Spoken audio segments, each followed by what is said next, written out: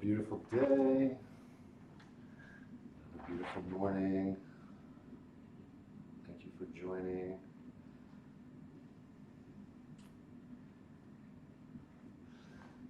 Welcome you to this day. This day is the 14th of January. A lot going on. Beautiful moon that we're experiencing, and beautiful day. Beautiful moment to set our intentions and do some meditation, some breath work, and let us begin. If you haven't already, you want to get out your oil of choice, whether it be sesame oil, sunflower oil, or coconut oil, and swish that around for 20 minutes. That will improve your oral health, clean out all the garbage in the mouth that's accumulated overnight, keep your gums and teeth clean. As I've mentioned in the past, it will reduce the amount of plaque buildup. It will reduce the amount of cleaning that has to be done when you go to the dentist. And in general, your teeth and mouth will feel much, much cleaner. For some reason, the mouth is the dirtiest part of the human body, and we like to keep it clean and fresh, and oil pulling has been known to do that for eons, and now it's becoming back into kind of Western understanding. And so I encourage you to spend about 20 minutes oil pulling every morning. I've already done mine. The other thing that I like to recommend, which I haven't mentioned in previous mornings, is to drink a large volume of water when you first wake up. So I've just finished boiling some water, and I mix that in with room temperature water, so it's kind of warm water, which is really nice for the body to help not decrease the internal temperature of the body by it being warm. Chinese medicine also says that it's important to have warm, warm liquids. So you can experiment with that. And I drink actually a half gallon twice a day, and that's the water that I drink. I don't drink water throughout the day. I really just focus on drinking a bunch first thing in the morning, and then a bunch right before dinner, about half an hour before dinner. I'll show you what I use.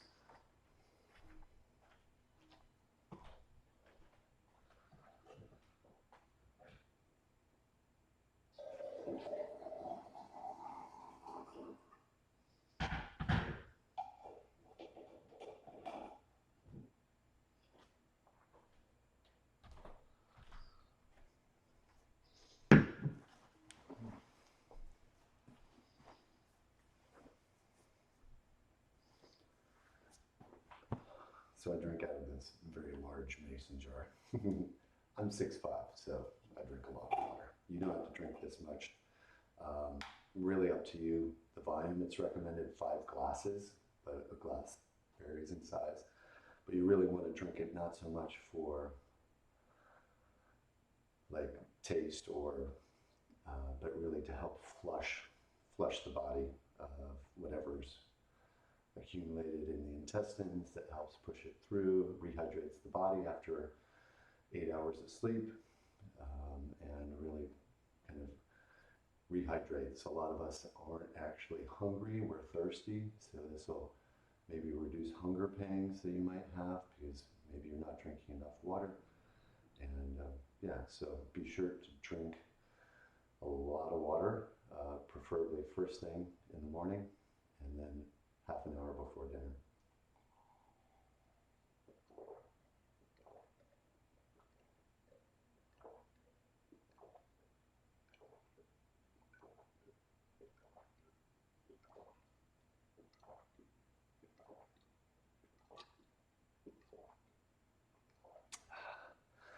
You don't have to drink it all in one gulp. So we'll leave that for the moment. As you may or may not know, I like to read the I Ching in the morning. The I Ching is an ancient set of writings supposedly by Lao Tzu, but there's some debate as to whether Lao Tzu was one person or several people. I read from the Brian Brown Walker version, very well written, very insightful, very understandable, and it comes with all of the different, 64 different, and I actually don't know what the name of it is. It's grams, the different readings, and then you go into consult, and then you tap these coins, and you get your message from the universe. So we're going to do it for all of us together right now. So just tap it.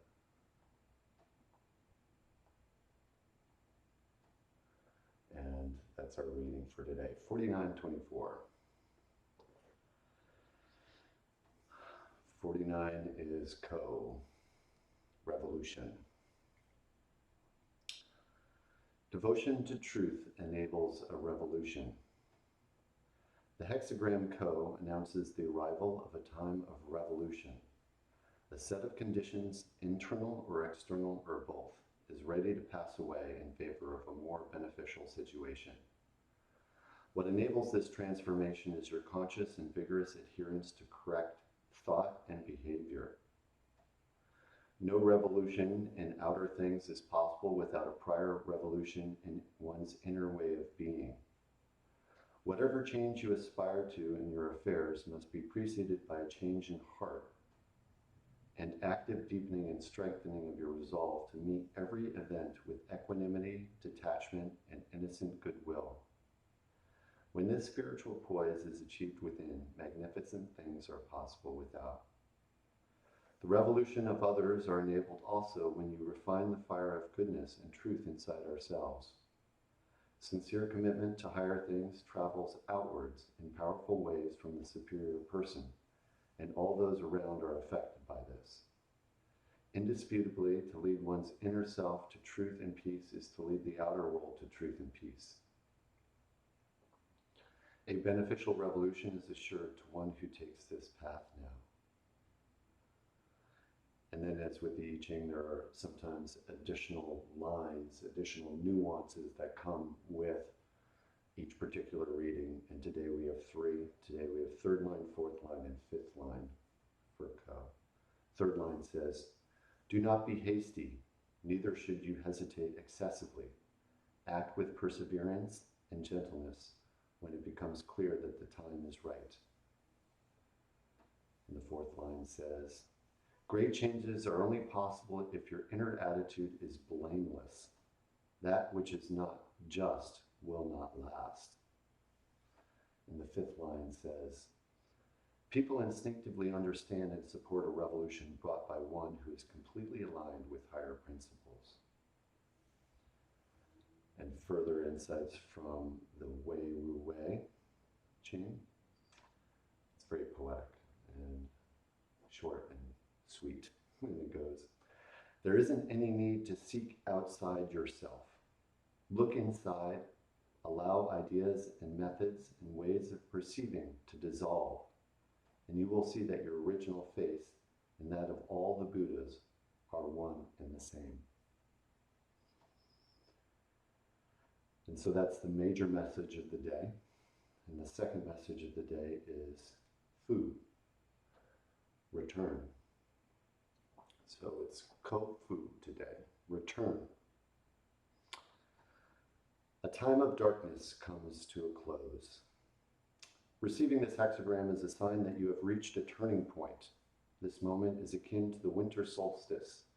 The great adversity is past, and the light is beginning to return. Nonetheless, one cannot force the completion of the change, and it is wise to rest. Act only when you can move gently and innocently, and all will be well. Fu also comes as a reminder to return to the light in yourself. Growth is only possible when we relinquish the expressions of the ego, pride, impatience, anger, and desire. To act forcibly or ambitiously now will only generate misfortune. Let things develop naturally, in their own way.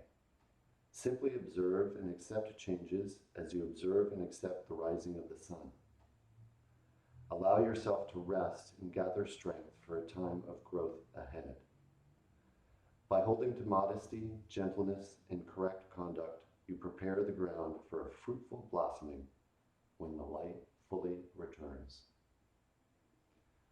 And from the Wei Wu Wei Ching, there is nothing that is impure, nothing in need of elimination, no place to go, not a thing to obtain. Shed the duality that you are a seeker in search of some attainment. Just be as you are, without attachment to anything, anyone, any state, any ideal. Kofu for today. And so let's begin our breathing. Yesterday, I gave you some of the breathing from Wim Hof, which we do every day. We continue to do that today. Yesterday, I also gave you the V breath, which is a way to generate theta within the brain. And if you ever get a chance, and anybody wants to see it, the Guy Bavley video or episode of Stanley's Superhuman goes into telekinesis, and Guy has a huge spike in gamma, excuse me, a huge spike in gamma right as the object is about to move. So that's the V meditation, and we can do that again. And then today I want to go into alternate nostril breathing, which balances the vagus nerve and helps us create balance between the left and right brain. And what's super interesting about breathing, I'll go into when we get to that. So let's start though with our Wim Hof breathing. Drink maybe a little bit more water. If you're oil pulling, can't drink water and oil pull at the same time. So continue with your oil pulling if you're still oil pulling. I'm going to drink some water.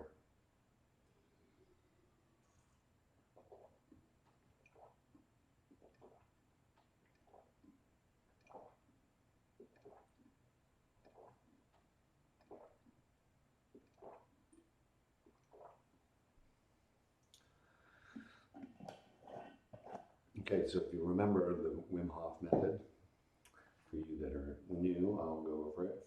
For everybody else who knows it, it is a 4 cycles of 40 breaths. After each cycle of 40 breaths, we exhale completely down to 0. So if here's complete exhale and here's complete inhale, if here's complete exhale and here's complete inhale, we're going to exhale all the way down to 0 and hold it for as long as we can after we do this cycle of 40 deep breaths. At the end of holding it for as long as we can, we're going to inhale completely to the top and hold that for 15 seconds, and that will be one complete round. The inhale and exhale is kind of a intense inhale, serene exhale. Intense inhale, serene exhale. So I'll count it off on my fingers. You can follow along, and let's begin. So we're going to go with the first round. Again, if you are a data geek and you like to keep track of things like I do, I like to see how well I'm doing. So I use the Wim Hof app, which is free on the App Store and Google Play. And when you really want to get into it, you can buy his additional add-ons that teach you a little bit more detail. So what I'm doing with you is really kind of an introduction. But I've been doing this about 3 years, and the number of colds that I've had has gone down to almost nothing. I got sick a couple weeks ago for a day, and then it went away. After my kids were sick for a week and a half, I got sick for a day. I slept and then was fine. So the amount of times that I'm out with illness is way down, having done this. I also do the cold. I also do the cold treatment, which is part of his program, which, as he points out, is like he considers the cold truth. And it is kind of truth because it's like, it's very intense. I actually go straight into the cold. Some people like to go into hot and then cold and then hot and then cold. I like to go straight into the cold. And that is kind of like what life is like sometimes. Life is like a cold shower. The interesting thing is, it's just intense. It's not going to kill us, it's just going to be intense. So as I go into that cold shower, I just come back into the present moment, experience the intensity of the cold, and just learn to love it. And life is like that. Life is like that sometimes, where it's very intense, we're uncomfortable, we're feeling challenged, either emotionally, and we just come back into the moment and realize that whatever crazy stories the mind is making up is not actually happening right now. And that what we're experiencing is just an intense experience. Cold is cold. Cold is intense, but it actually makes us stronger, and it's actually activating a very deep part of the brain that has been dormant. And we've actually been, surprisingly, we've been made weaker by wearing a lot of clothes. So it's reduced our immunity and our ability for our bodies to heal itself. So we're tapping back into that primordial ability of the body to heal itself. And part of it is the breath, part of it is the cold treatment, part of it is meditation. So we're going to do all three of those. So let's begin with the Wim Hof breathing. And like I said, I like to keep track of how long my holds are. So after doing the 40 cycle of breath, I'll measure how long I'm holding my breath, just because I like to keep seeing if I'm getting a little bit better every day. So let's do that. And so get comfortable in a seated position if you'd like. I also like to sometimes bend over as I'm doing the hold, but you can bend over, you can lay down, you can sit up, whichever you'd like, and experiment with that and see what works best for you. Okay, so let's begin. So we're going to go deep inhale, exhale, deep inhale, serene exhale.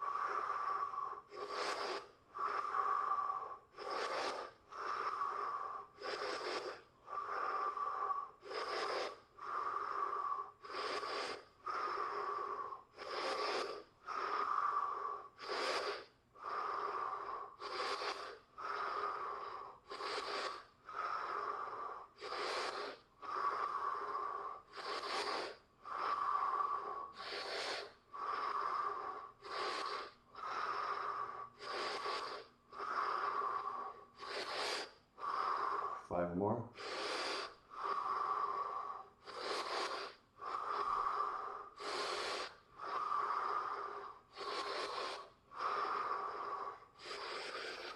Exhale completely. Start your timer.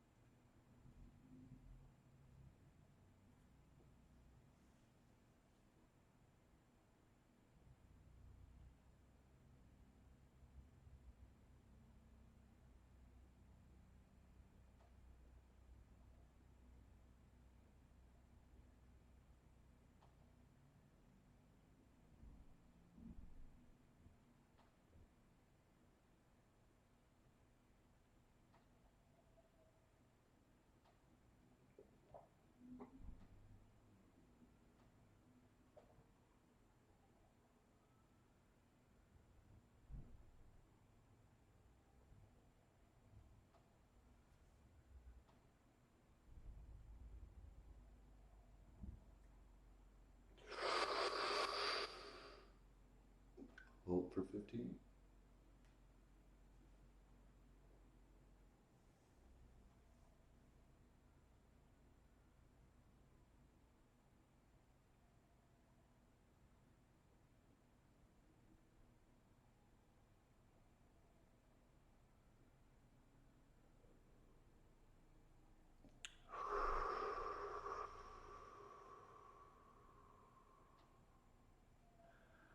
Excellent.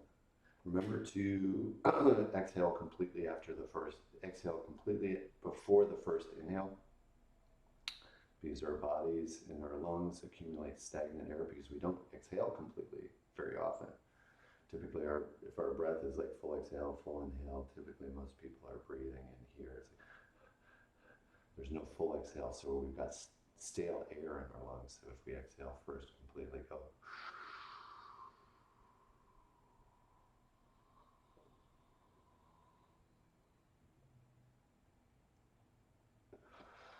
You realize, oh my God, I haven't had fresh air in my lungs for a long time. So do that full exhale first, and then we're going to do another round, all right? So this is round 2. Ready? Let's begin. Exhale completely.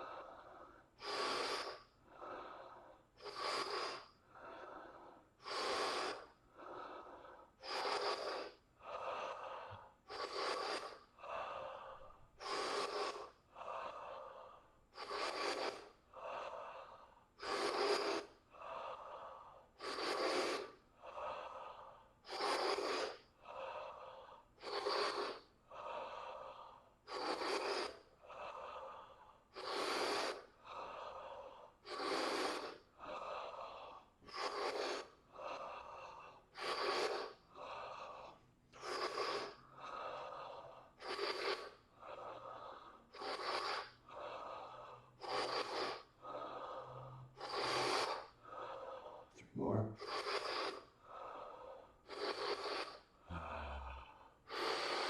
Exhale completely. Start your timer.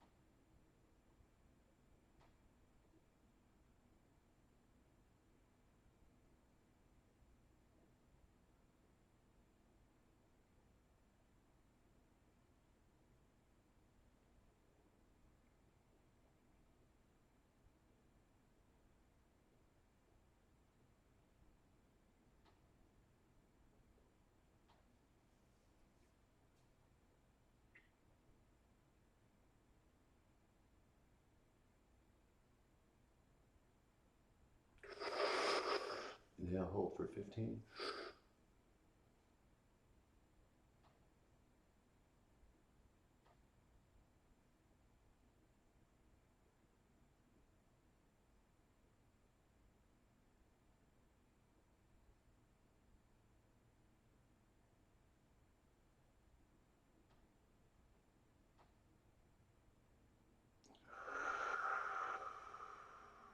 Wow, that feels so good.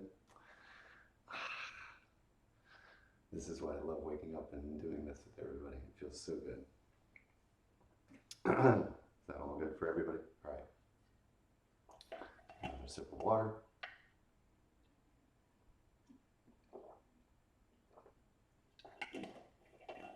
Okay, let's do round 3. Ready? Exhale completely.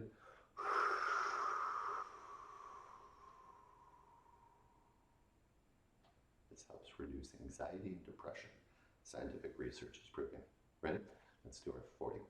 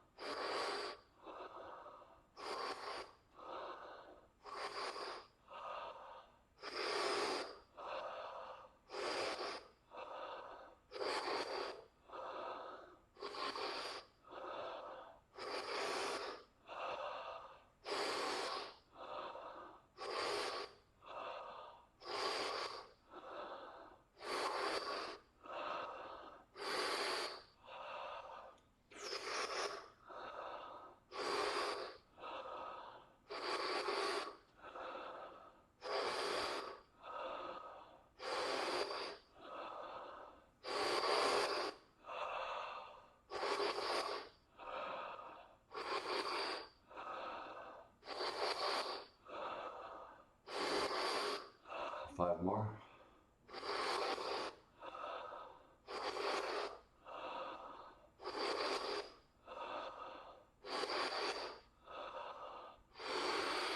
Exhale completely. Start your timer.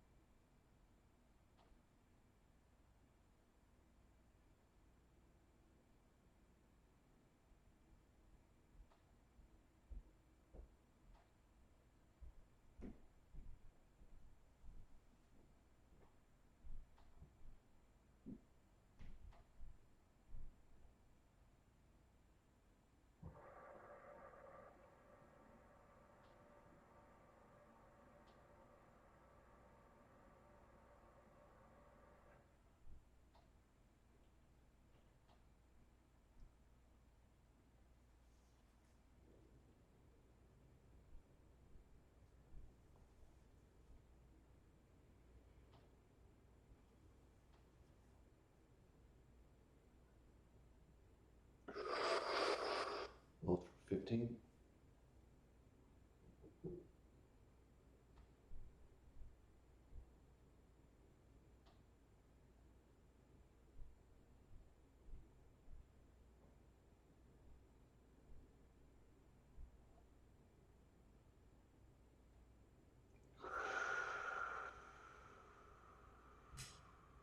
Feels so good.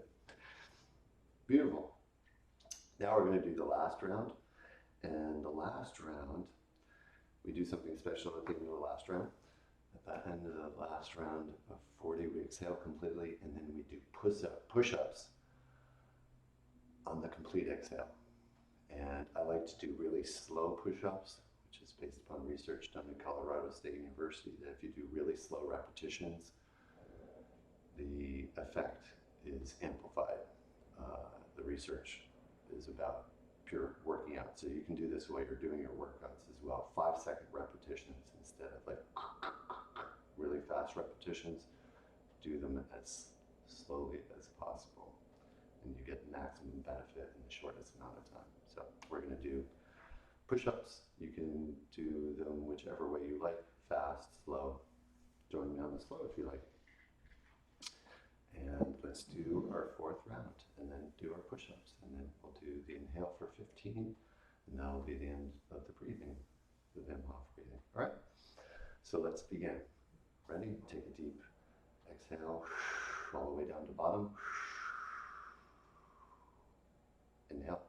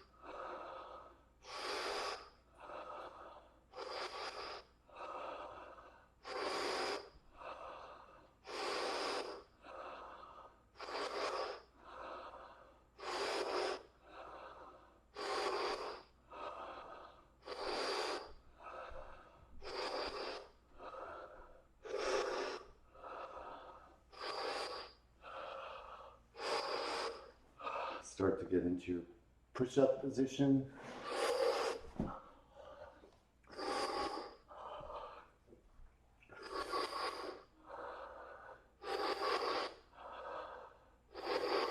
Five, four, three, two, one. Ready? Exhale completely. Start.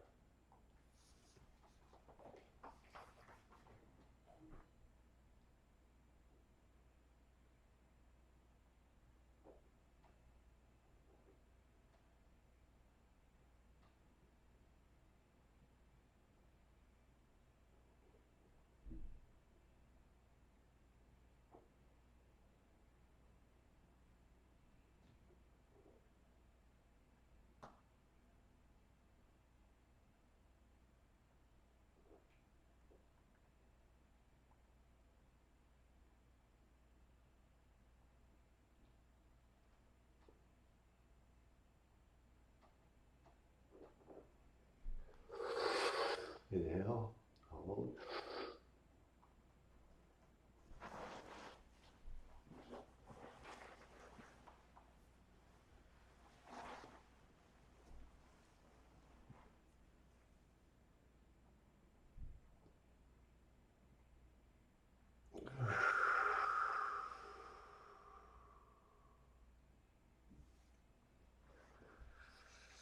And there we have Wim Hof breathing. That'll start your day off with beautiful energy, beautiful clearing. There's something that happens in the deeper parts of the brain that the research is showing. They did CT scans or MRI scans on Wim Hof. You can hear how he talks about this, but they're showing that he's using like huge portions of the brain that typically don't get activated. So there's like a deep inner knowing of the biological system in this more primordial part of the brain that typically doesn't get used. We're typically much more in the prefrontal cortex. In this deeper part of the brain is the connection between the sympathetic and the parasympathetic system. And there's like this activation that happens through this breathing. I don't know exactly the mechanism other than the deep exhale and hold is maybe sending the brain into some sort of state of almost death, like the lack of breath, but having oxygenated the system with deep breathing beforehand, that it has enough to survive and somehow turn this portion of the brain that's normally the stress part of the brain into an activated, useful part of the brain again. So the research scientists, I'm sure, can explain that. But it is something that has been known for eons by the yogis who do meditation and do all these different hacks of the body, so to speak, experiments, what would be called experiments. And so we're all experimenting, and we get to experiment with ourselves, and we get to activate ourselves. It's almost like cheat codes in a video game, these different breathing techniques and these different practices and yoga science. It's really a science, and the misperception or the typical perception that yoga is this thing that we do in the studio and is all the postures and so forth, and that's actually only one of the 8 limbs of yoga. The asanas are one of the limbs of yoga, and there are 7 other limbs of yoga. And in future classes and live streamcasts, we'll be talking with different yoga scientists and experts and folks who are very familiar with all the limbs of yoga, and you can join us for that and educate yourself about this yoga science that has been around, which is really a practice of getting to these higher states of consciousness, these states that are not agitated.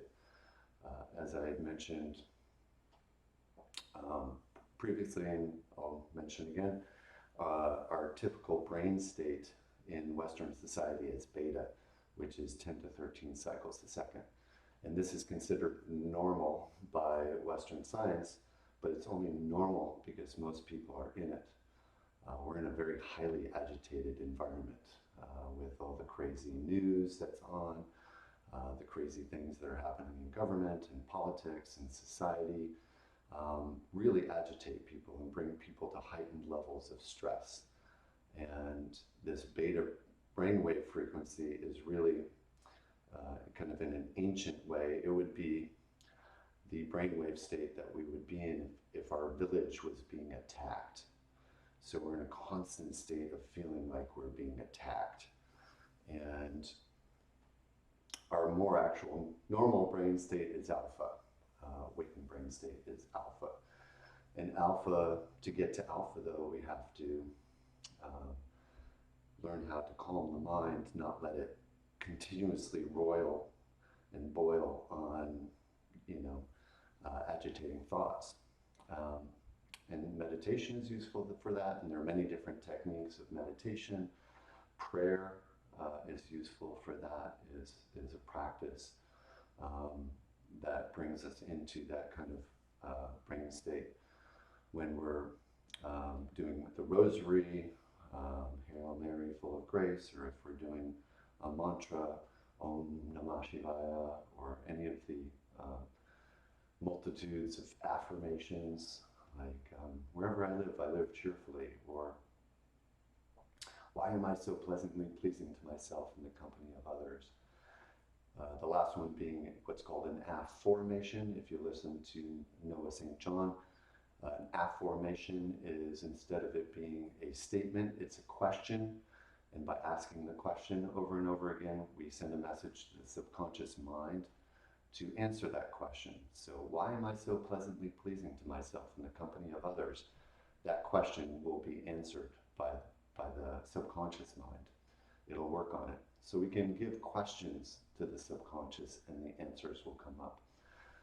When I get into teaching what I call genius creativity, going into that calm state of the mind and asking questions, and then receiving answers. That's the deep subconscious, or some people would even say connecting to a higher level of consciousness, a connected consciousness that provides those answers for us. And so if you look at any of the, and all of the geniuses, like geniuses on the planet, people who are like creating crazy ideas but seem to be out of thin air, what Napoleon Hill would call creative imagination as compared to synthetic imagination, where synthetic imagination is taking like 2 existing ideas and kind of putting them together. That's kind of synthetic, putting them together. Creative imagination is this concept of asking a question, going into this calm state of mind, and then receiving the answers. It's like we're connecting to a higher level of consciousness. In Indian teachings, that would be connecting to the Akashic record. Our perception of reality is actually modified by the mind, the way the mind works. And there are 3 modifications of the mind according to yoga science. And the 3 modifications of the mind are time, space, and causation. And so those apparently actually don't exist. And when you go into each one of those, which I do in articles about to be published on Medium, you'll see that the way the mind works is we're actually creating stories all the time. The mind is creating stories all the time. So the challenge really is to not necessarily believe the stories that are automatically being created, but intentionally create the story that we want to experience and putting those thoughts out into the world. And I'll go into all of these stories at great detail, so stay tuned for that. So before we wrap up today, I do want to share that if you tune into Chatterbait in a bit here, I'm pulling out our carnelian wand and maybe a rose quartz wand, and depending upon what Cinnamon wants to experience, and what all the folks watching are suggesting, we'll be open to that. So if you want to tune in with us to Chatterbait for our morning ritual there. And before the end of this morning, our morning ritual, I do want to teach you alternate nostril breathing. And before I do, I'll tell a fun story about alternate nostril breathing and how I really kind of came upon it. But I was in India at the Kumbh Mela, which is the largest gathering on the planet. It's 110 million people. 110 million people over the course of 2 months gather every 12 years at the intersection of 3 rivers in Allahabad, India. One of them being Ganga Ma, one of the rivers being Ganga Ma, otherwise known in English as the Ganges, but it's the Mother River. And this river flows down from the Himalayas with beautiful herb water, like the water is infused with herbs, and it has this beautiful like healing quality to it. And so people go into the river at certain important times, astrological times, and cleanse themselves, and it's beautiful. And what's amazing about this is the Kumbh Mela, the next Maha Kumbh Mela is 2025, so let's all go to the Maha Kumbh Mela. And so I'm at the Kumbh Mela with a group of friends and my then wife, and we go down to the Sector 4, and Sector 4 is the place where all these high babas come down from the mountains. And so we get to meet them, and we're brought in, and we're given such beautiful reception, and just like, what a blessing, such a beautiful time. The babas even feed us. It's like, wow, So my wife was not feeling well, and so we decided to head off from the group and walk the 2 hours that it takes to get back to our place that we're staying. And so we head out, and prior to having gone to India, I have a friend who knew some people in India. I had never friended anybody on Facebook from India before this. And somebody had friended me from India, a friend of my friend. And so I'm like, oh, great, I've got a friend in India. So we're at the Kumbh Mela, and we're walking along this street, and it's just 110 million people. So you can imagine it's like people sleeping, outside under trees. It's beautiful, cool weather. I mean, people have traveled all over India and all over the world to experience this, very important event. And anyway, so my wife was not feeling well, so we kind of come over to the side of the road next to this wall and sit down just to get a breather. And this man walks out from behind the wall and asks if he can help. And I said, do you have some water that my wife could have? He says, please follow me. So he leads us in through the wall, and inside the wall, it's an enclosure where they have a generator. Turns out this is a space that's been reserved for the power backup of the streetlights and things like that. And inside this enclosure, there's also a giant kind of tent, very nicely appointed tent, where we go and we're invited inside, and it's this man's family has created this beautiful little sanctuary within this enclosure. And my wife is treated to tea with all the women, and I sit down with the man, and he starts showing me alternate nostril breathing. And turns out he's a professor of computer science at Allahabad University, and I was designing software, and so I told him about the book that I had written, and we are conversing about all things like that. But he's also showing me this alternate nostril breathing, which I'm going to show you in a moment. And long story short, it turns out that at the end of this time that we got to know each other, my wife feels much better. We're going to head out. Let's stay in touch on Facebook. And I go to Facebook and I say, what's your name? And he tells me his name, and he is the one friend that I already have on Facebook. So miracles do happen. And that was just another confirmation of that. So with that, let's learn alternate nostril breathing. And alternate nostril breathing, turns out that our nostrils naturally open and close about every 45 seconds. So we'll tend to breathe dominantly through one nostril for 45 minutes. And then after 45 minutes, there's like a natural rhythm where the other nostril starts to become dominant. And then it switches back and forth throughout the day. So we're actually going back and forth. And it turns out that the brain is greatly affected by breathing through the nose.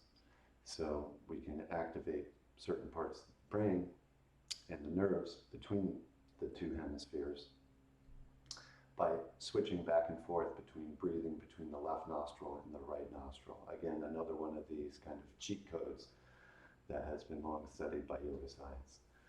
So what we do is we just take two fingers and we block one nostril. This is the kind of beginner way of doing it. And so I'll show this way. And so you inhale into the right nostril, covering the left nostril. And then exhale the right nostril. And then inhale the right nostril. And this is how we get started. And then we switch and cover the right nostril and exhale through the left nostril. And then inhale left nostril. Then exhale right nostril. Inhale right nostril. Exhale left nostril. Inhale left nostril. Exhale right nostril. And we go back and forth 9 times.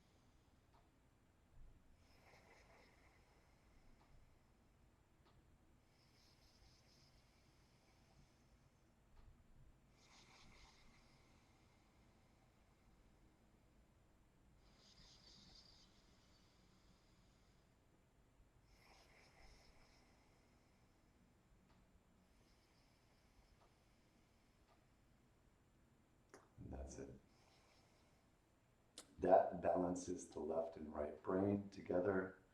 Now more of our brain is being used simultaneously.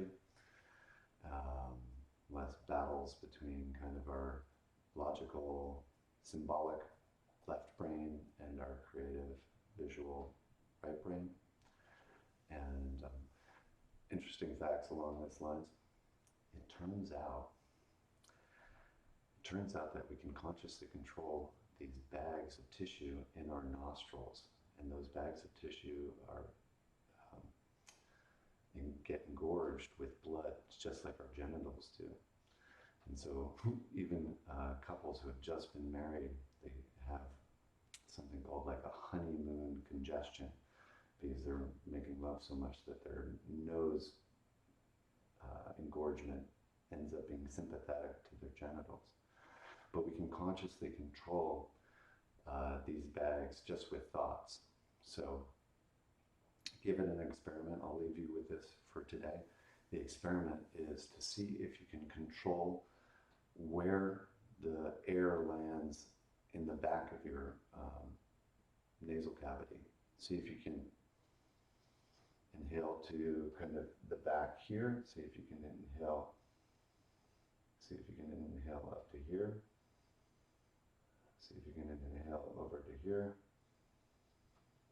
And you just do it by thinking about it, intention, and it, like the body responds. So you can also do the alternate nostril breathing the same way. You can say, open my right nostril, and then close it, and then blow out through the left nostril.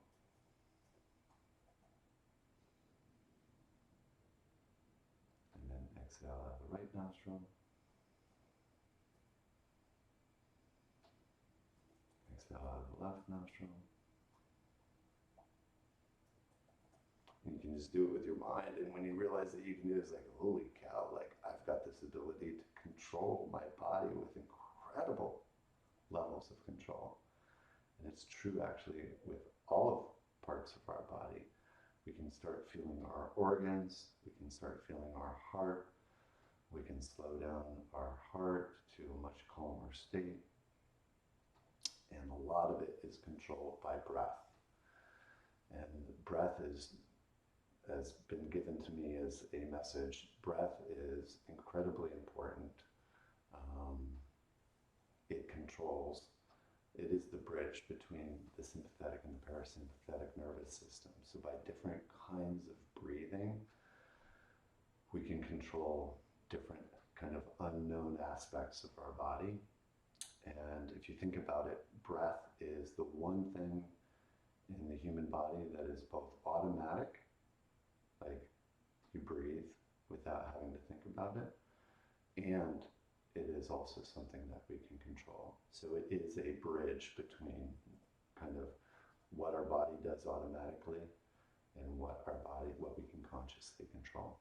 So thanks for joining again this beautiful morning. I will see you all tomorrow morning for another beautiful meditation and getting our day started in a beautiful way. So love you all. Talk soon.